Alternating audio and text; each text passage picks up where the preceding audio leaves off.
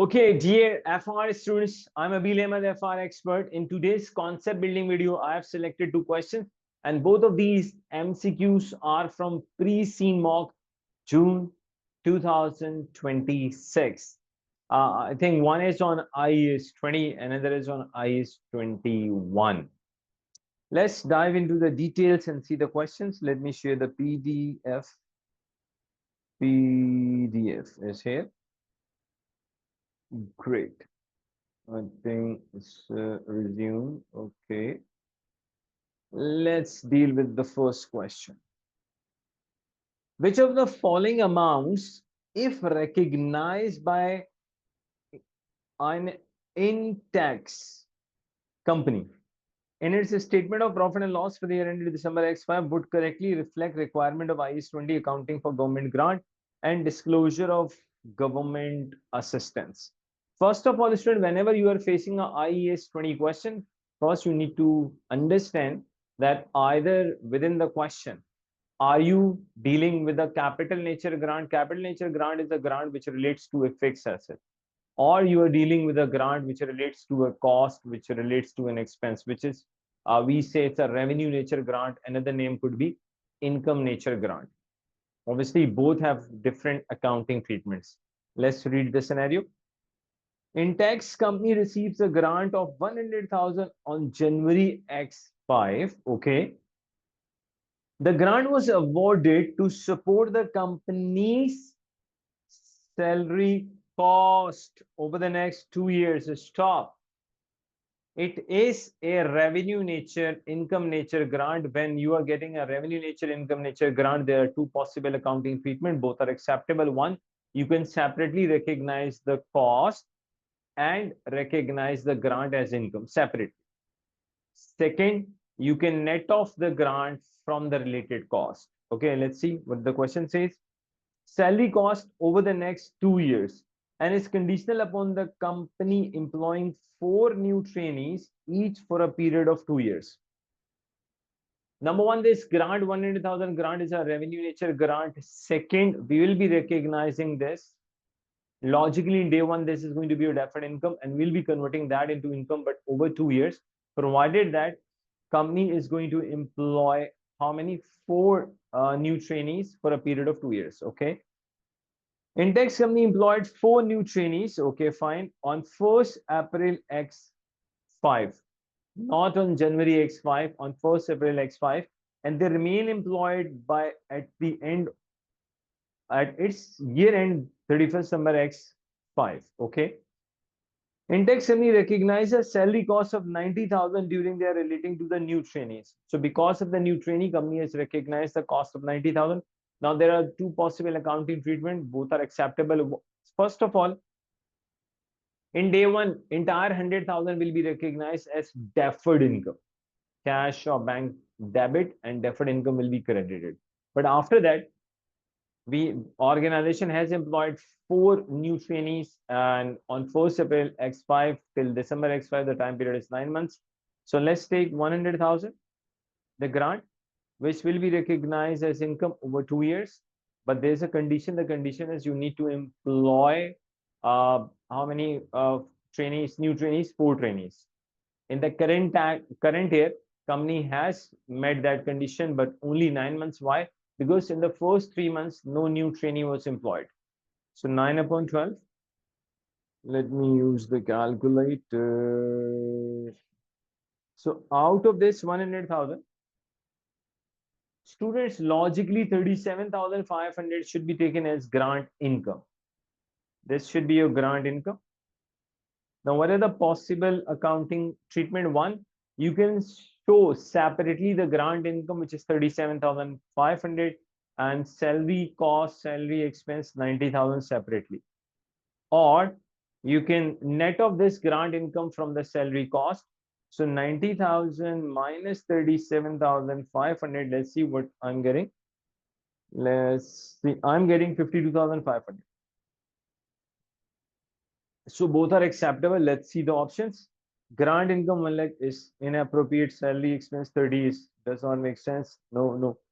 So logically, according to the options which examiner has given us, of course, Logically, the option number D is the correct one.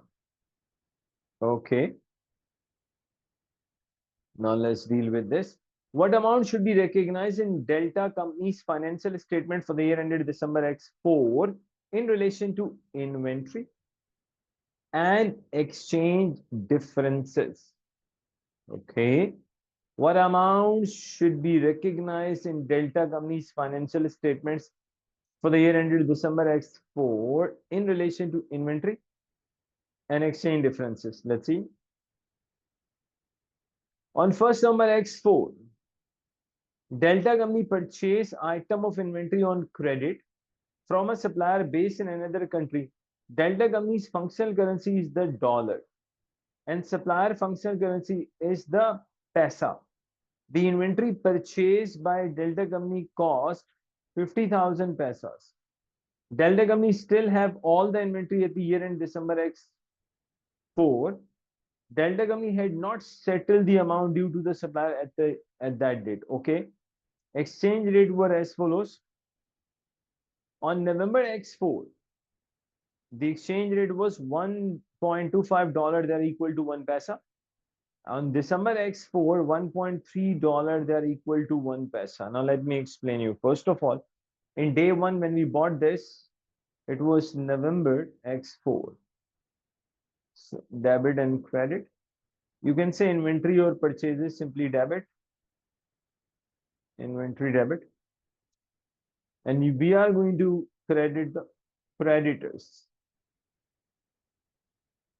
Creditor credit. Okay. And it's a direct code. If you look at this, how do we identify the direct code? Local currency will sign, exchange rate sign will be in the numerator and foreign currency sign will be in the denominator. In case of direct code, we multiply in order to translate. So we'll take $50,000 into 1.25. $50,000 into 1.25. I'm getting 62,000. So the value of the inventory on 1st November X4. 1st November X4. Value of the inventory is 62,500 and the creditors, another we can say accounts payable is 62,500. Now listen to me carefully. Of course, inventory is a non-monetary asset, so we are not going to retranslate inventory. So inventory will remain at 62,500. But accounts payable creditors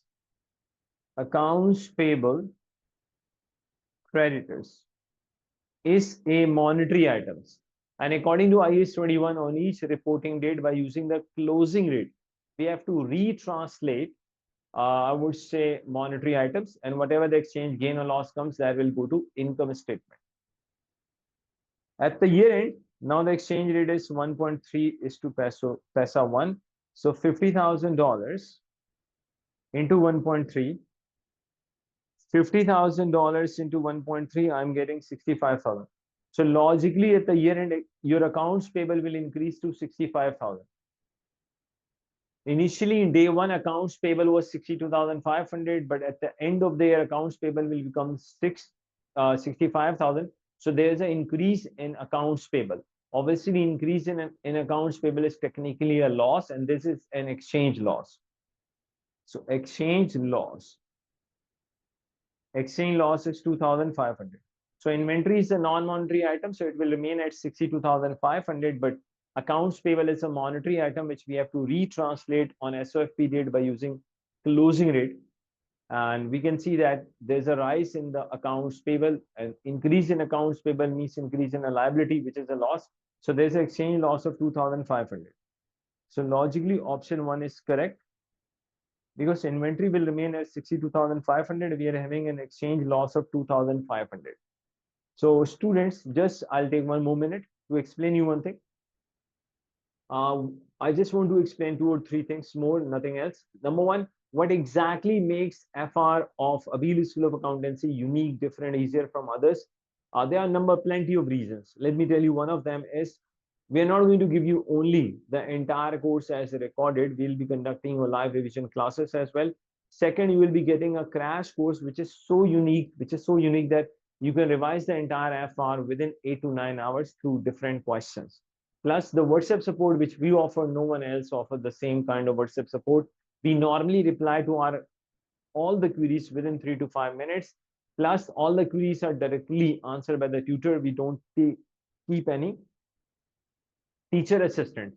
For example, once you will get enrolled at Abilu School of Accountancy in FR, I'm going to personally reply all of your queries. So if you really want to join the classes where you will be responded, I would say, where your all queries will be answered, so Abilu School of Accountancy should be your first choice. Thank you very much. Hope to see you and others in my classes. Thank you.